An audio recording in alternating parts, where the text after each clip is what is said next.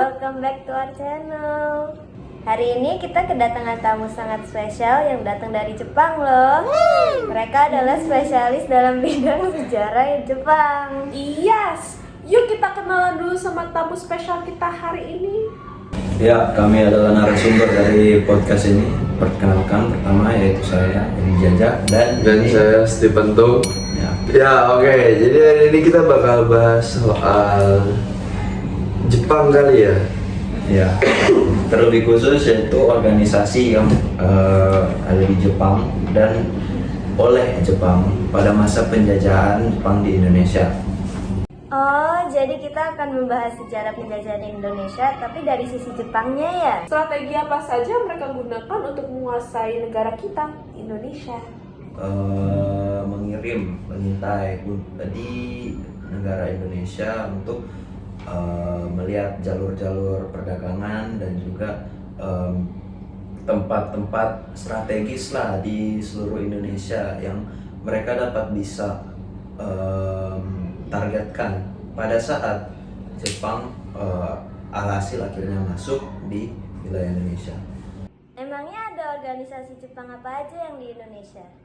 Ya banyak sih sebenarnya, ada Gunsei Kanbu juga, terus ada juga Kenpetai, terus ada Romusa. Ada juga Hokukai, mereka yang ahli propaganda Jepang yang menyebarkan propaganda buat rakyat-rakyat Indonesia tentang sebagaimana bagus pemerintahan Jepang pada saat itu. Selain itu juga ada organisasi Senendan yang bertujuan ibaratnya seperti kayak pramuka pada masa-masa sekarang yang menargetkan pemuda-pemuda. Pelatihannya juga mirip-mirip seperti pramuka, yaitu semi militer, dan terakhir yaitu keibodan. Oh, begitu. Emangnya seberapa hebat sih organisasi-organisasi Jepang dulu? Jepang sangat membawa dampak yang sangat besar kepada Indonesia gitu kan, terlebih dari untuk bagian permiliterannya Indonesia gitu. Di zaman sekarang militer Indonesia itu udah mulai berkembang juga. Semua itu asal mulanya dari militer Jepang yang masuk ke Indonesia pada saat itu. Beberapa organisasi-organisasi yang muncul seperti kayak Kenpeitai dan lain-lain. Sebelum itu ide seperti polisi militer dan juga detasmen-detasmen militer lainnya itu belum muncul pada saat penjajahan Belanda. Tetapi oleh karena Jepang masuk ke Indonesia dan juga mendirikan organisasi yang berbeda ini, permiliteran Jepang, permiliteran Indonesia dapat berkembang juga. Oleh karena itu mereka dapat belajar berbagai hal, berbagai doktrin. Pada sekarang ini yaitu di kurikulum sekolah seringkali diajarkan pramuka dan lain-lain. Itu juga hasil dari organisasi Senendan, di mana pengajaran disiplin dan lain-lain itu kepada pemuda.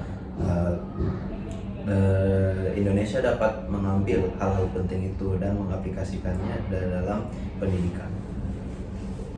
Jadi pengaruh organisasi Jepang dulu sangat besar ya dan penting di masa penjajahan tersebut.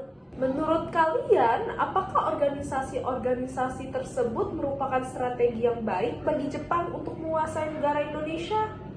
Udah cukup baik sih, kayak gitu Jepang udah cukup bagus banget untuk masuk ke Indonesia, apalagi dengan cara mereka menggunakan cara 3A, yaitu Jepang Cahaya Asia, Pelindung Asia, Jepang Pelindung Asia juga, dan satu lagi Pemimpin Asia.